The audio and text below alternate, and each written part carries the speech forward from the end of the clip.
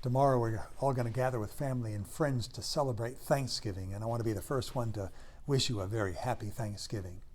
It's my favorite of all the American holidays because I think it's probably the purest of our holidays, and it seems to be freer from the trappings of commercialism. That is, of course, unless you're going to be going for all those Black Friday deals the day after Thanksgiving.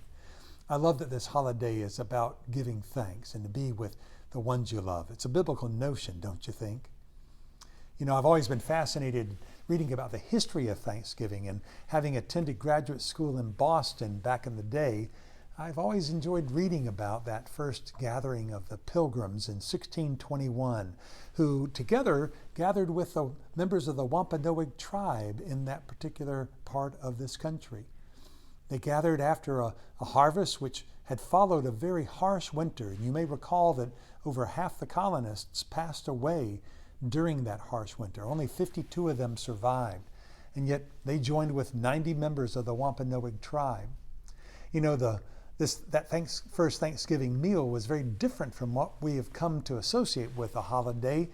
While they may have feasted on wild turkey and ham, their meal also included eel and cod and shellfish like lobster and clams, and they also had a fascinating Wampanoag dish called namsog, which was cornmeal boiled with vegetables and meats.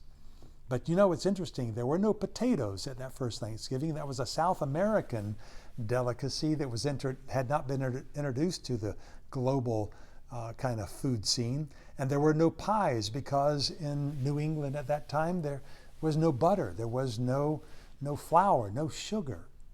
Very, very different celebration. Today, Thanksgiving is a calm holiday in some ways, full of good food and football and being with family for a reunion perhaps. But it's fascinating that it's not a realistic picture of the historical nature of that first Thanksgiving. It came at a very difficult time. And it's also fascinating that over the course of the development of this holiday and our nation's observance of it, it really had inflection points at particular times of adversity. You think in terms of the Revolutionary War, or the adoption of the ratification of the Constitution, or the Civil War, or the Great Depression. That's when Thanksgiving became all the more important in our nation. And it's fascinating that many times when times are tough, people become bitter or they are ungrateful. And yet that is the notion that we in America have, is that even in spite of the hardships, we should find reasons to give thanks. That is the challenge of the Christian faith, isn't it? To be grateful even when life is hard. And the Apostle Paul put it this way in Philippians chapter 4.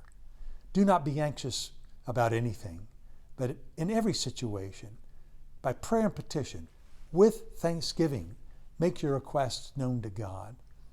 And the peace of Christ, which passes all understanding, will guard your hearts and minds in Christ Jesus.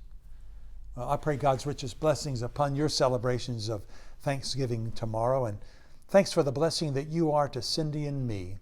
We surely give thanks to God for you. Happy Thanksgiving.